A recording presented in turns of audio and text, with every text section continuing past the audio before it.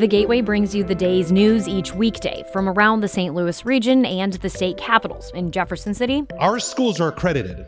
We don't need this bill. And Springfield. How many more years must pass before lawmakers see time is of the essence? I'm Abby Larico. Join me each weekday for The Gateway on the STLPR app or wherever you get podcasts. This is the Politically Speaking Hour on St. Louis on the Air from St. Louis Public Radio. I'm Jason Rosenbaum. Congress is roughly a week away from a critical deadline to fund the federal government. And as is the case with the narrowly divided legislative body, there's uncertainty a deal can get done to avert a government shutdown. This comes as the U.S. Senate continues to be at loggerheads over a package to provide aid to Ukraine and Israel and for more border security. Joining us to talk about these spending decisions and to answer a slew of listener questions is U.S. Senator Eric Schmitt. Schmitt recently commemorated his one-year anniversary in Congress and is a member of the Armed Services and Commerce Committees. Senator, welcome to the Politically Speaking Hour on St. Louis on the Air. It's great to be back.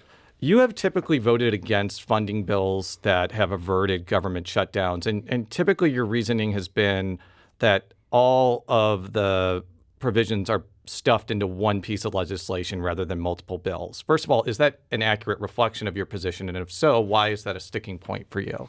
Yeah, I think that a lot of people, I certainly didn't probably have a full appreciation of how broken the appropriations process and that system is in Congress. Most people are familiar with the way state governments do it or other governing entities where you have separate appropriations bills. They make their way through committee. They go to the floor. There's debate. There's amendments. Then it goes to the other chamber. This will have a bill become a law kind of thing. And there's a conference committee and you have a final vote. That's not what happens at all. And so I think these sort of omnibus bills that a few people in leadership, both Republicans and Democrats, control, then sort of unveil and say, take it or leave it, you either vote for this or you're for a government shutdown, is a false choice. And so there is a movement afoot, and I would say a bipartisan movement afoot, kind of a reform agenda to change that. To give you an example, Jason, I've been in the Senate for a year. We have spent a total of 8 hours in a year on any appropriations bills in the United States Senate. And so I just don't think that's the way to do this. And so, so I've been trying to be consistent about that. I think you can still affect the process. But until we fix that, I just think that if you just go along with the broken system, you're not really helping reform it. So you've often talked about how you feel the federal government is spending too much money. If you had a magic appropriations wand, what are some of the things you would like to reduce that would make a significant difference? Well, I think that a lot of times people get hung up on, fixing it all at one time. I mean, ultimately, these hundreds of billions of dollars sort of add up. And so I think there's some important things to do. There's billions of dollars that we, for thousands more IRS agents. There's a bunch of COVID dollars that I think we could pull back. I mean, that would be a good start. But ultimately, right now, just as recently as 2019, we were spending about $4 trillion, a year. We take in now in 2024, $5 trillion.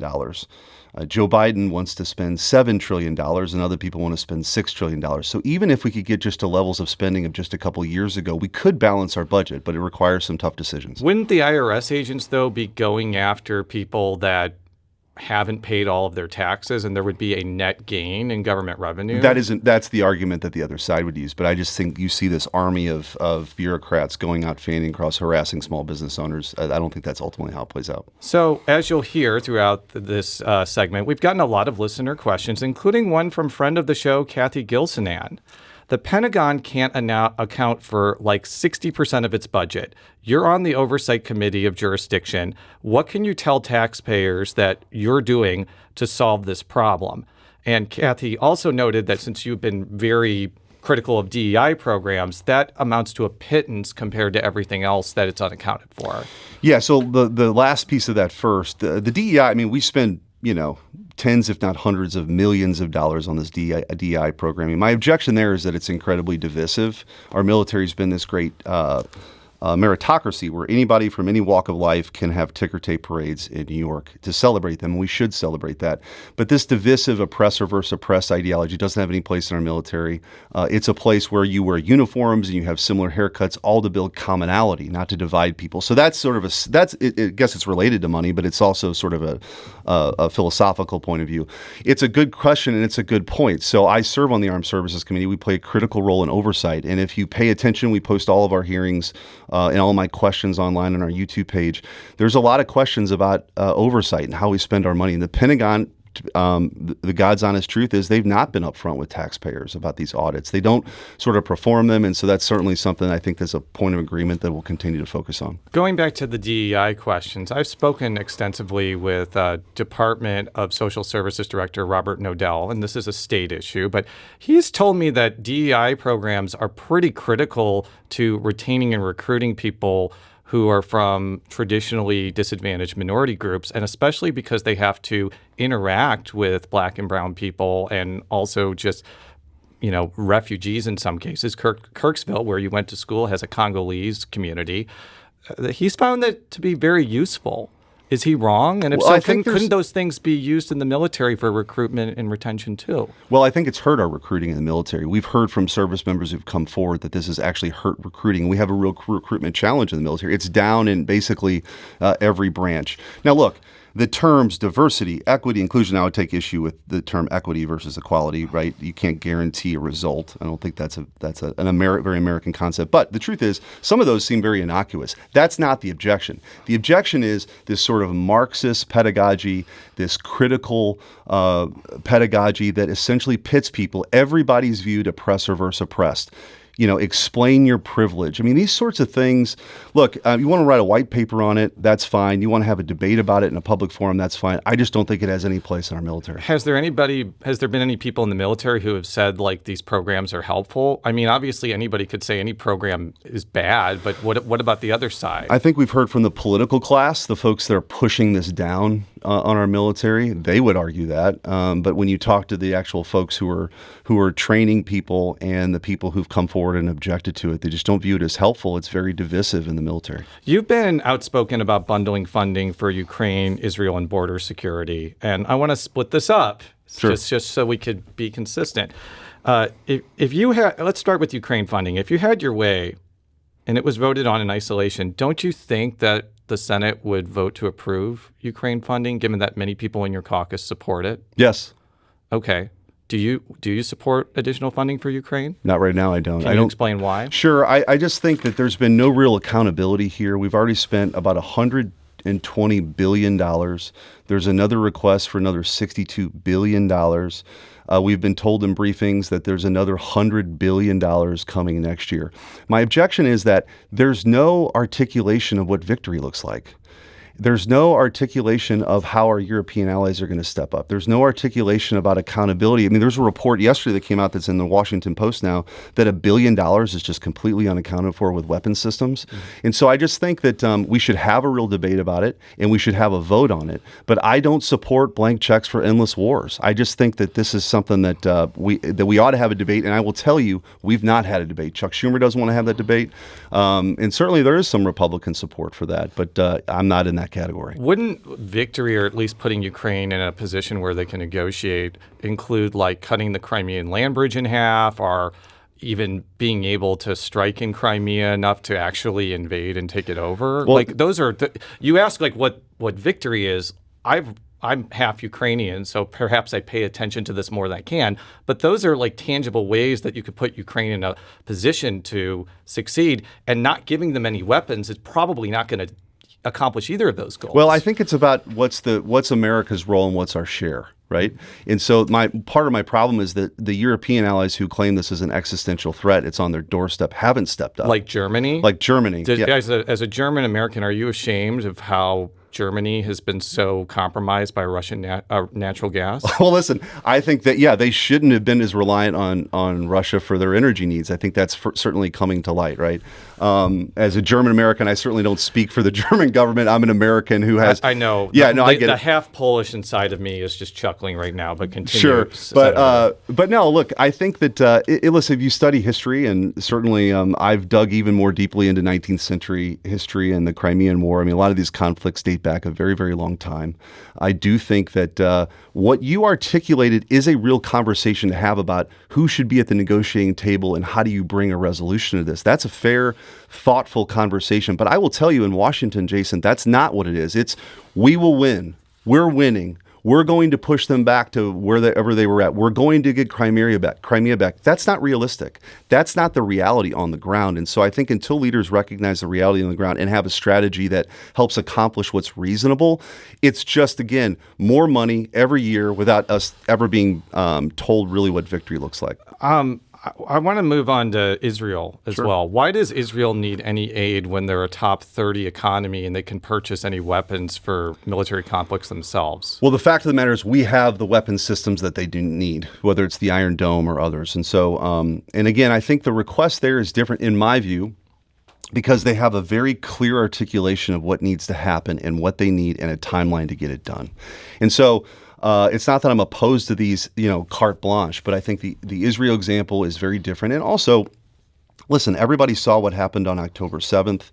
They need the room and diplomatic space and moral cover from the United States to do what needs to be done to get rid of Hamas. If they aren't able to accomplish that, we're just going to be dealing with this issue over and over. But isn't the goal of eradicating Hamas similar to the war on terror? I mean, we saw what happened in Afghanistan where we tried to eradicate the Taliban and they stuck around even though we had a military victory. Isn't this just going to create a prolonged conflict that is going to result in thousands of Palestinians being killed? Well, if you're, I've been to Israel. If you understand the proximity of these threats and where Gaza is and where the West Bank is in relation to population centers, I think you gain a greater appreciation of how existential they view it. And by the way, these chants from the river to the sea, Hamas wants to eradicate Israel off the map. And that means, by the way, killing every Jew and Christian in sight. This is a radical ideology, and I think they have every right to try to wipe it out. Well, there's also been some pretty startling comments from Israeli ministers. In fact, Benjamin Netanyahu had to actually push back against the idea that the people that have fled from their homes in Gaza wouldn't come back, and that Israel was going to resettle there. So why should Americans assist an Israeli government that makes statements and aspirations like that? I don't think anybody really believes, and I've not heard that Israel thinks they're going to control Gaza after they wipe out Hamas. I do think, though, that when you have a Palestinian government that has a pay-for-slay system, I mean, they literally pay hundreds of thousands of dollars to terrorists who kill Israelis, we ought to be questioning. And I think ultimately the head of the snake here is Iran. And one of my big objections was releasing a lot of these dollars and not enforcing sanctions that allowed Iran to give Hamas money and Hezbollah money. And so I think we're going to have to deal with that at some point. We were talking earlier about DEI efforts in the military, and I do want to point out that the Pentagon's Inspector General reported last year that the majority of would-be recruits are not enlisting because of fear of death in combat and because potential recruits grew up hearing about casualties in Iraq and Afghanistan. And they didn't find DEI was one of their reasons. Can you just respond to that point? I could just tell you that service members that I've talked to being on that committee, I mean, certainly we've led the charge on pushing back on this. And I just don't think it has any place. It just doesn't. I mean, the idea that you would be sitting Marines in a room who have a mission to be lethal and protect this country, that you would be dividing them by oppressor and oppressed based on immutable characteristics is wrong. I'm talking with U.S. Senator Eric Schmitt. He just celebrated his first year. Celebration may be a tough word, but depends on the day. He just commemorated his first year in office. So we got a lot of questions primarily from Reddit, which has become a big source for questions on our show. And would you believe it? There are a lot of questions about Donald Trump. I'm sure that you're shocked. One of the questions from Reddit user Queequeg789 says, if a president orders the assassination of rival politicians and other U.S. citizens, do you believe that president should be immediately removed from office and prosecuted? Now, this caught my attention because Your former Solicitor General, John Sauer, was asked this very question in an appeals case regarding Trump's presidential immunity. And Sauer's response, and I'm paraphrasing here, was a qualified yes, saying that he can be prosecuted if he's impeached and convicted. But that exchange was pretty startling, and a lot of people panned your former Solicitor General for saying that. Can you answer the Redditor's question? Well, first of all, I'd say John Sauer is a brilliant lawyer. He clerked for Justice Scalia, and I was really proud of his work as Solicitor General, and we were leading the charge on a lot of important fights when I was Attorney General. I think that, look, if you look at the that sort of presidential immunity which they're talking about, I mean, I suppose you could go through 1,000 different hypotheticals. The truth is the founders were very worried about this very thing, that they were much more concerned about factions politicizing and weaponizing, whether it's, the criminal court system or the civil court system, or the president, and hamstring his ability or her ability to make important decisions. And so I think that's what this issue is going to come down to. I think ultimately it will end up in the Supreme Court. I know it's in the D.C. Circuit of Appeals. I don't know how they'll rule on this, but I think it's a very important proposition because, look, just like with a lot of this politicization of this sort of lawfare that's happening right now, it's a very dangerous road to go down, whether you're a Republican or a Democrat, because this thing can get turned around pretty easily in actions that maybe Barack Obama took when he was president. I just don't think that's a place we want to be in. Zach Stamman on Reddit asks, is Joe Biden unequivocally the legally elected president of the United States? No qualifiers, no, well, actually, did Joe Biden legitimately win the 2020 election? If Schmitt can't give a yes or no answer to that, then there's really nothing else we need to hear from him. Yes or no? Did he win the election? Joe Biden was sworn in as president. I've never disputed that. Now, clearly, I was part of the briefing that took place about some of the irregularities that happened with the election, principally because COVID was used in a way to change. The state legislatures are charged by the Constitution to set the time, place, and manner of elections.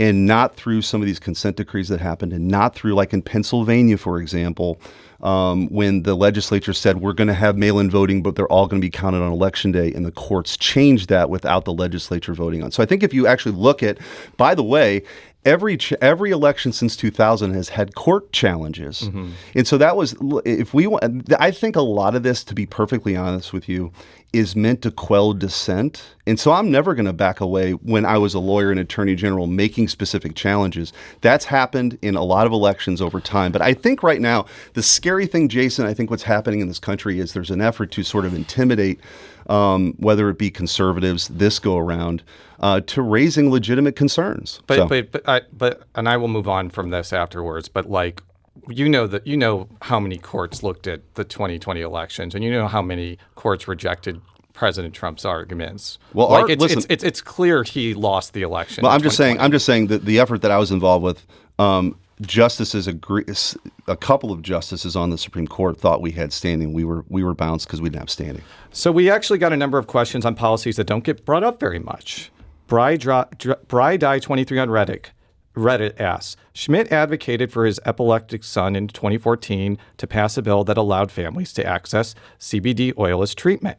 Will he consider working to reschedule marijuana away from a level 1 substance? Adults like myself with intractable epilepsy and other neurological disorders deserve access to cannabis products. Yeah, so this was something that I just didn't feel like people from Missouri had to travel to Colorado for that medication. And so I'm going to be an advocate for those sorts of things. The rescheduling issue is a little bit more complicated. But for example, there's something called the Safe Banking Act right now that would actually allow, I support that. I don't want to see that get sort of piled on with a bunch of unrelated issues, but that would make access more available in a state like Missouri that has legalized marijuana, because right now you have a banking system because of the federal issues that don't allow you to fully capitalize. And it also would mean that unless you have a large pile of cash, you can't get into the market. Right. And I would imagine that's why there's a lot of racial disparities when it comes to who can enter the marijuana industry. And those are some common sense things. And look, I think that obviously the questions that you're reading, some of these are highly charged. I'm more than willing to answer the questions. They are very charged. It's fine. Continue. It's fine. This one, though, wasn't. isn't. Though, No, it's but fine. understand. Listen, this is part of the job, and I welcome it. I think that people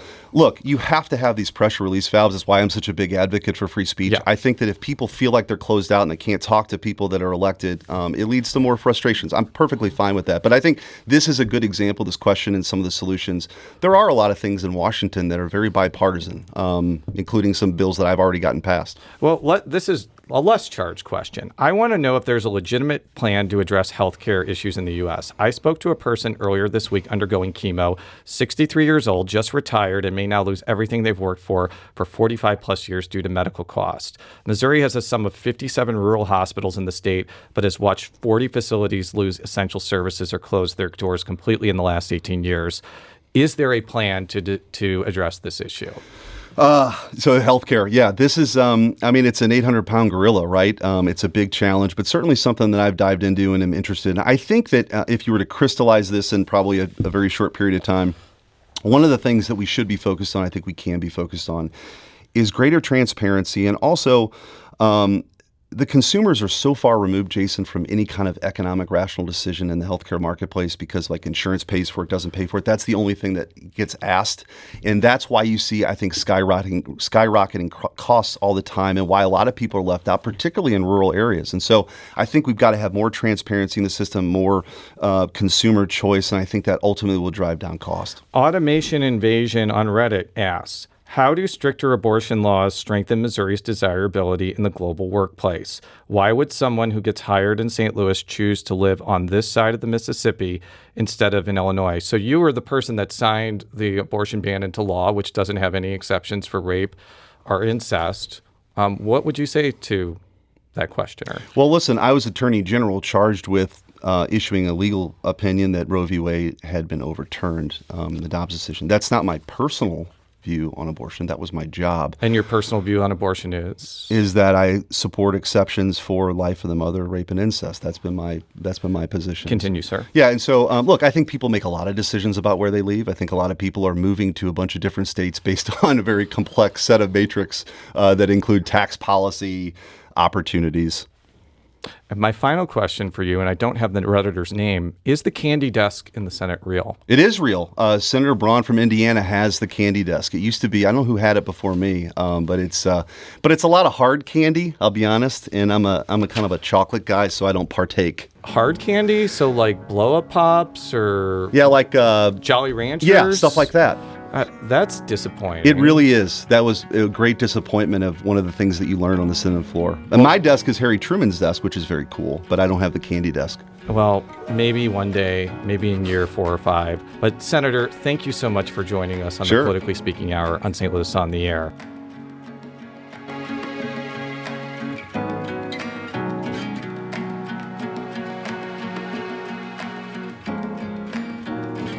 This episode was produced by Jason Rosenbaum. Audio engineering and podcast design by Aaron Dorr. Our executive producer is Alex Hoyer. St. Louis on the Air is a production of St. Louis Public Radio. Understanding starts here. St. Louis on the Air proudly supports local artists by using music from Life Creative Group.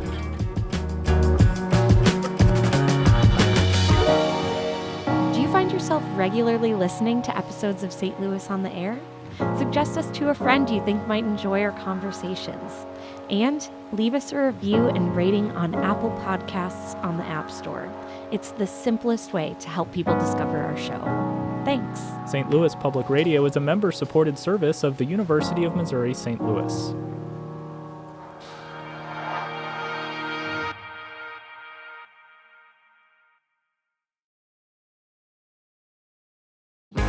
If you have a smart speaker, you have access to the entire world of NPR and St. Louis Public Radio.